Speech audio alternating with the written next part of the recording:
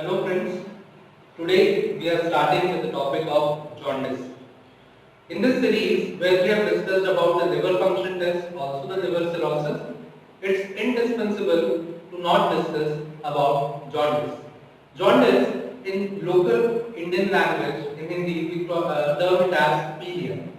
So jaundice is one of the commonest disease that we encounter in our day-to-day life, and especially when we are dealing with neonates, the newly born children, jaundice stands out to be a very common finding in them. So how do we define jaundice? So jaundice is defined as the yellowing of skin, mucous membrane, and sclera. Sclera is part of your eye due to the deposition of yellow, orange, white pigment, that is bilirubin.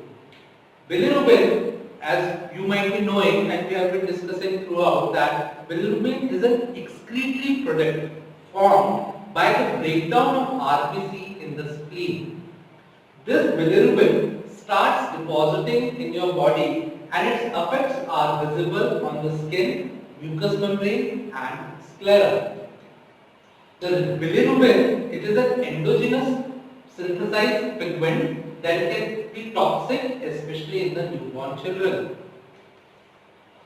Jaundice indicates the hyperbilirubinemia and that excessive level of bilirubin may be conjugated and unconjugated form. When we are discussing about the conjugated and unconjugated form, my friends, you should know that unconjugated form is present in blood before the bilirubin enters into the liver. It is the liver which transforms it into the conjugated form.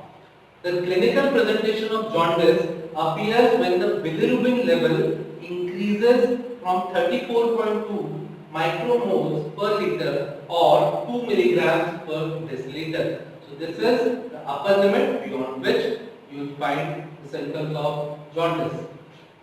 Human body normally produces 4 milligrams per kg of the bilirubin per day. That is approximately 4 milligrams per kg of your body weight.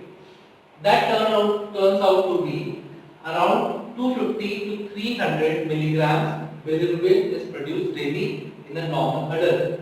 This amount of bilirubin produced is more in neonates as compared to adults.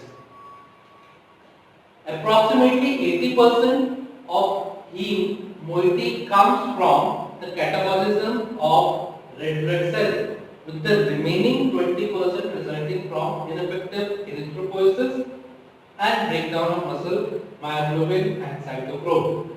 The substrate for production of bilirubin is heme group. Where is this heme group coming from? This heme group comes from the breakdown of RBC. RBC contains hemoglobin. Hemoglobin breaks down into heme and globin.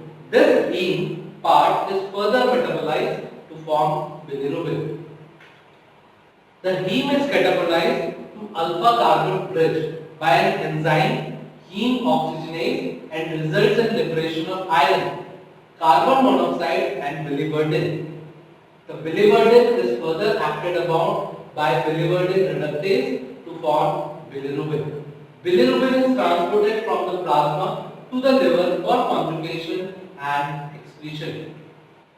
The point to be noted here is the process of formation of bilirubin. As you can see, the bilirubin is formed by the breakdown of hemoglobin. The heme part is further broken down or catabolized by alpha carbon bridge by an enzyme heme oxygenase to form biliverdin. This biliverdin is further reduced to form bilirubin by this enzyme known as biliverdin reductase.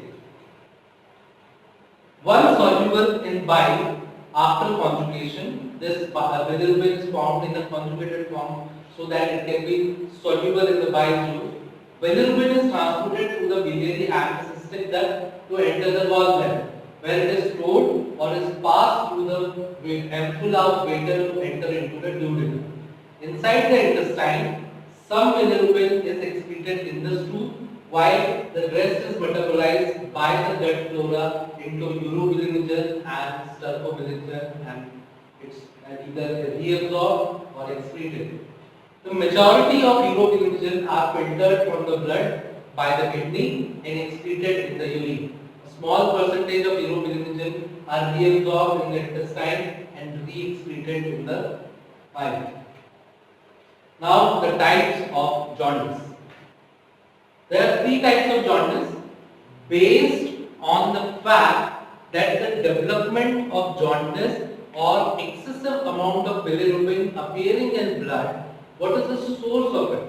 Whether it lies in the liver, that is the hepatic jaundice, either it lies prior to the liver, which is known as pre-hepatic jaundice, or either it lies after the liver or the structures present which are beyond the secretory system of liver, that is the post-hepatic jaundice. So first of all, we will start with the pre-hepatic jaundice. Pre-hepatic jaundice is such type of jaundice which is caused due to hemolysis, therefore it is also known as hemolytic jaundice.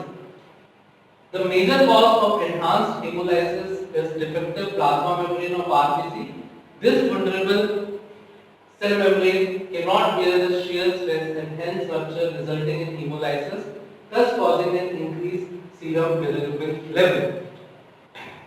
The point to be understood at this level is that the pre-hepatic jaundice means there is no problem with the liver, but the problem is prior to the liver. Before the liver, the metabolite or the bilirubin which is reaching to the liver has increased many folds in quantity.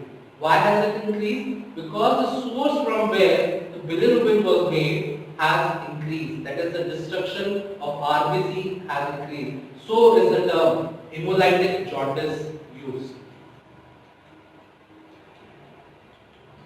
The pre-hepatic jaundice is mainly caused due to hemolysis. The cause of pre-hepatic or hemolytic jaundice can be classified in two groups, that is congenital and acquired. Both the congenital and acquired reasons or the etiological causes will have one or the other effect on the RBC causing its destruction. So the congenital causes, the first is spherocytosis, that is spear-shaped RBC, which are the electrocytosis, congenital lecithin cholesterase acetyltransferase deficiency, thalassemia, sickle cell anemia, stomatocytosis, that is the mark-like pattern of the central portion of RBC. All these causes, which are termed under the category of congenital, they all lead into destruction of RBC. Acanthocytosis, crenated RBCs, echinocytes, that is hedgehog shape, leukinol synthetase deficiency, pyruvate kinase deficiency, glucose 6 phosphate dehydrogenase deficiency, erythroblastosis fetalis. All these causes, that is the congenital causes starting from spherocytosis, sickle cell anemia, thalassemia, then erythroblastosis fetalis, all these causes, they somewhere have effect on the destruction of RBC. More the destruction of RBC, higher the amount of bilirubin present in blood, then we can get the symptoms of jaundice. Then we have the acquired causes. Acquired causes can have resorption of extensive hematomas. Hematomas are basically structures, swollen arteries are there, and they result into excessive destruction of RBC. Autoimmune hemolysis, your immune system itself can work against the RBC and destroy them. Transfusion reaction, suppose a mismatched blood transfusion was done, and that transfusion can lead to transfusion reaction and destruction of RBC. Trauma, any physical trauma. Microangiopathies, that is, there are some problems with the capillaries or arterioles. Hemolytic uremic syndrome, long distance runners, disseminated intravascular clots. Infections like malaria, you know malaria is one of the commonest disease prevalent in the Asian countries. Toxins like snake venoms, chemicals like nitrates, saline dyes, etc. Paroxysmal nightly hemoglobinuria, thrombotic thrombocytopenic purpura, hypophosphatemia, vitamin B12 deficiency, and folic acid deficiency. These all can lead into RBC destruction. Patients with hemolytic jaundice are presented with anemia, yellowing of sclera, dark yellow brown colored urine, yellowish skin and high bilirubin level. Obviously, we can understand one fact here that the high level of bilirubin would be the one which is the unconjugated one. Secondly, it would be also associated with anemia. Why anemia? It's self-explanatory that as it is hemolytic, the RBCs are being destroyed, so we will be having anemia associated with it. That's all. In the next class, we will be starting up with the hepatic jaundice.